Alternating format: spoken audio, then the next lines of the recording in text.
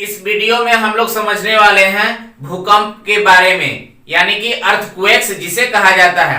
भूकंप आने के क्या क्या कारण होते हैं, भूकंप किन कारणों से ऐसा होता है कि भूकंप आते हैं, और भूकंप सबसे ज्यादा किन क्षेत्रों में आते हैं। देखिए, भूकंप के बारे में यानी कि अर्थक्वेक्स के बारे में इस वीडियो में हम टोटल जानकारी लेने वाले हैं। तो आइए इसे डिटेल्स में समझते हैं। देखिए, भूकंप होता क्या है। ये भूकंप जो होती है ये एक प्राकृतिक आपदा होती है जो ये अचानक से घटित हो जाती है। भूकंप का अर्थ देखिए, समझिए पहले भूकंप का अर्थ समझिए। भू का मतलब होता है भूमि यानी कि जमीन, यानी कि लैंड, लैंड जिसे जमीन कहा जाता है। तो भूमि, भू का मतलब हुआ भूमि यानी कि लैंड, और कंपन का मतलब हुआ कि कांपना, थरथराना, थरथराना, कांपना, कंपना। तो धरती का हिलना डुलना, अचानक से हिलना डुलना, उसे भूकंप कहा जाता है। भूकंप का मतलब होता है धरती का अचानक से थरथरा जाना। जैसे ये मेरा हाथ है तो इसे हमने कंपन इस तरह से क्या किया, कंप कपाया ही, मेरा हाथ जो है थरथराया, कंपन किया। तो धरती का अचानक से हिलना डुलना, अचानक से घटित घटना जो होती है, धरती का थरथरा जाना, कांप जाना, जिससे पेड़ पौधे जो होते हैं गिर जाते हैं, मकान भी हिल सकती है। अचानक से धरती का हिलना डुलना, आम भाषा में हम सबसे आसान भाषा में अगर बात कर ले तो भू का मतलब हुआ भूमि यानी कि जमीन, और कंप का मतलब हुआ कंपना यानी कि जमीन का अचानक से हिलना डुलना, उसे हम कहेंगे भूकंप कहेंगे, उसे हम भूकंप कहेंगे। देखिए, भूकंप देखिए किन कारणों से होता है भूकंप। देखिए, तो भूकंप जो होता है उसके कई रीजन होते हैं, जैसे कि प्लेटों की गति। जैसा कि हम सभी जानते हैं कि हम पृथ्वी ग्रह पर रहते हैं। पृथ्वी ग्रह पर सबसे ज्यादा जो मात्रा है, जो जल की मात्रा यानी कि पानी की जो मात्रा है वह 71% है, 71%। जमीन की मात्रा कम है, जमीन की मात्रा जो है 29% है। तो देखिए, प्लेटों की गति, तो गति कहने का मतलब हुआ कि पृथ्वी एक गतिशील ग्रह है। अपने अक्ष पर यह चारों तरफ जब घूमती रहती है, सूर्य के चारों तरफ जब चक्कर लगाती रहती है, तो उसके कारण उसमें प्लेटों की गति इधर उधर होती रहती है, जिसके कारण भूकंप आने के इसके कारण होते हैं। अब देखिए, नेक्स्ट है ज्वालामुखी विस्फोट होने के कारण। ज्वालामुखी क्या होता है, विस्फोट। देखिए, बहुत वर्षों पहले जो कई स्थान ऐसी जगह है जहां पर काफी जो है राख काफी। देखिए, ज्वालामुखी विस्फोट जो होता है जब, तो यह बड़े बड़े ऊंचे टीले पहाड़ी पर्वतों पर होता है, और वहां पर काफी धुआं निकलता है और उसमें राख भी खूब निकलते हैं। उसके बाद लावा निकलता है और अचानक से फट जाता है। तो ज्वालामुखी विस्फोट के कारण भी इसके माना जाता है। जलीय भार जो है, जैसा कि हमने बताया कि पृथ्वी ग्रह पर सबसे ज्यादा जो मात्रा है वह जल की मात्रा है। तो जल की मात्रा जिस जगह, पृथ्वी एक ऊंचा खलावी ग्रह है, कई लोग बताते हैं कि सेब की तरह है, कई लोग बताते हैं, वैज्ञानिकों ने यह दावा किया है कि नाशपाती के आकार का है, यानी कि पृथ्वी ग्रह कहीं ऊंचा, खाला, उबड़ खाबड़ भी है। जिस तरफ गति करने के क्रम में पृथ्वी ग्रह जब गतिशील रहेगी, तो जिस तरफ जलीय भार ज्यादा पड़ेगा उस तरफ अचानक से प्लेटों, पृथ्वी की गति जो अचानक से घूम जाएगी, तो उस जगह पर क्या हो जाएगा, भूकंप आ जाएगा, यानी पृथ्वी का अचानक से हिल डुल जाएगा, गति में हो जाएगा। देखिए, जलीय भार। और देखिए, भूपटल, अचानक से धरती का इधर का पलटा उधर हो जाना, धरती का इधर से उधर भार ज्यादा हो जाना, उसे भूपटल कहेंगे।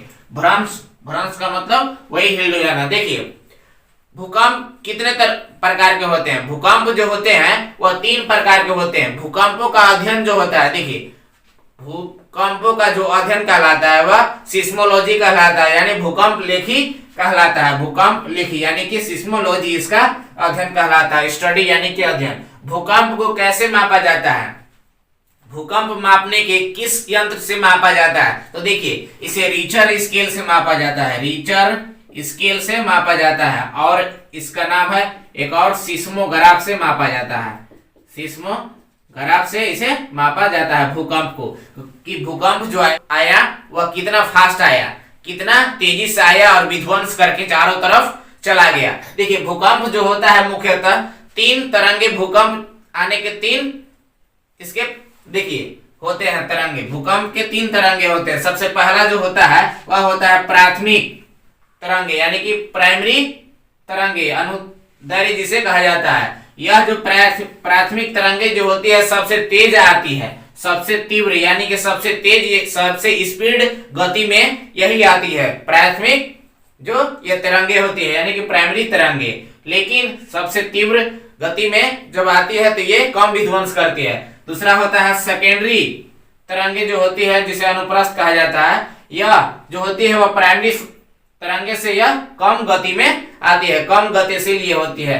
और लास्ट जो होता है वह होता है लास्ट तरंगे जो होता है जिसे पृष्ठीय कहा जाता है। यह कम गतिशील होती है, सबसे कम आती है, सबसे कम गति में आती है, लेकिन सबसे ज्यादा यही हानि पहुंचाती है, सबसे ज्यादा क्षति यही पृथ्वी पर पहुंचाती है। देखिए अब देखिए समझते हैं कि किस जगह पर भूकंप आएगा, किस तरह से आता है। देखिए भूकंप जो होता है ये हो गया पृथ्वी की सतह, ये हो गया पृथ्वी की सतह यानी कि निचला भाग, यानी कि निचला भाग। तो इसे हम कह सकते हैं कि यह प्राइमरी आया, सबसे पहले यही आया। सेकेंडरी यानी कि दूसरा यही आया। सबसे तीसरा जो ये जो केंद्र हुआ, ये जो केंद्र हुआ वह कहलाएगा एल यानी कि लास्ट। लेकिन देखिए ये है छोटुआ, ये है छोटिया, इससे ही मिलने पहुंच ही रहा था कि अचानक से धरती का जो हो गया वह हिल डुल गया। तो इस जगह पर जो हिला तो इसे कहेंगे, इसे जो कहेंगे यहां जो हिला उसको कहेंगे उद्गम केंद्र यहां पर कहा जाएगा। सबसे निचला सतह जहां से स्टार्ट होता है भूकंप उसे कहेंगे उद्गम केंद्र यानी कि उद्गम केंद्र, और इसे फोकस के नाम से भी जाना जाता है। फोकस भी इसे कहेंगे, जहां से यह उद्गम केंद्र और फोकस कहलाएगा, जहां से यह शुरू होता है। लेकिन कहां तक यह जा रहा है तो देखिए यह जो जा रहा है वह जो केंद्र जो पृथ्वी की सतह से शुरू होकर, ये देखिए पृथ्वी की सतह से शुरू होकर और यह ऊपर की ओर जाती है, इसे हम कहेंगे अधिकेंद्र, इसे हम कहेंगे अधिकेंद्र, इसे हम कहेंगे यह अधिकेंद्र कहलाता है, यह अधिकेंद्र कहलाता है। देखिए भूकंप जो होता है वह तीन तरंगे भूकंप की होती है। प्राथमिक तरंगे यानी कि प्राइमरी तरंगे, दूसरा होता है सेकेंडरी तरंगे, तीसरा होता है लास्ट तरंगे। देखिए अब देखिए भूकंप के बारे में समझते हैं कि भूकंप कितना विनाशक होता है, कितना ज्यादा खतरनाक साबित हो सकता है, किस तरह से इसकी जो मापक है वह रिचर स्केल और सिस्मोग्राफ दोनों से मापी जाती है। देखिए ज्यादातर उन क्षेत्रों में भूकंप आते हैं जहां पर जो है पठारी क्षेत्र नहीं पाए जाते। जैसे कहने का मतलब हुआ कि जहां पर पहाड़, पर्वत, पठार बहुत ज्यादा हैं उस जगह पर भूकंप बहुत कम आता है। और जिस जगह पर पठार, पर्वत, शैल, चट्टान, बड़े बड़े चट्टान ये सब चीज नहीं रहेंगे वहां पर भूकंप ज्यादा आती है।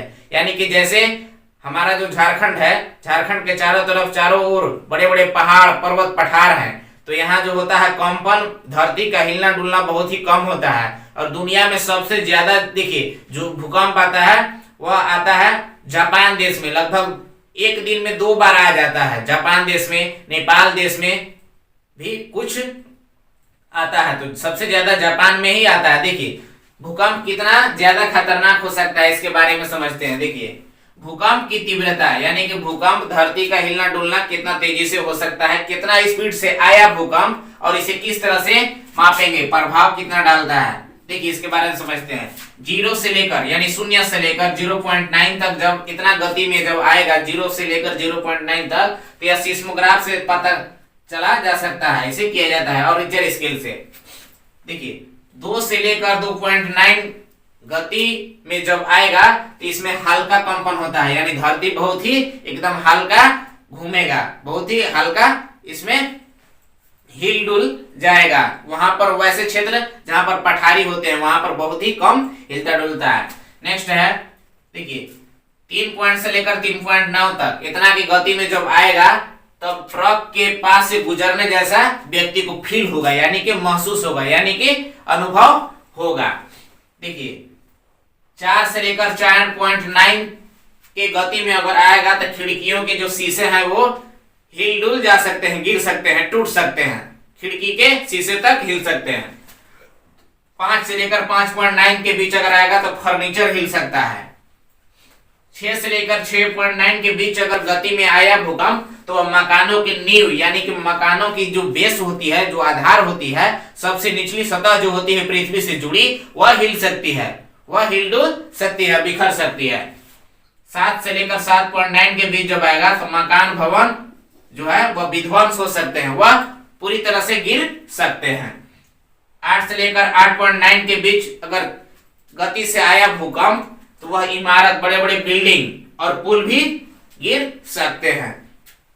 9 से ऊपर की गति में जितना तेज गति में आया, 9 से ऊपर से जितना तेज गति में अगर भूकंप आया तो वह पूरी तबाही व बर्बादी ला देती है। बर्बादी एक तरफ से कह लें पूरी विनाशक रूप धारण कर लेती है। सारे आपस में पेड़ पौधे, मकान, जितना भी चारों तरफ इमारतें होती है, बड़ी बड़ी बिल्डिंगें, स्कूल कॉलेज, सभी विध्वंस करके चली जाती है। सभी पूरा बर्बादी तबाही शहर में ला देती है। तो आज की वीडियो में हमने जाना भूकंप के बारे में कि भूकंप क्या होता है। तब तक के लिए मिलते हैं हम अपनी नेक्स्ट वीडियो में।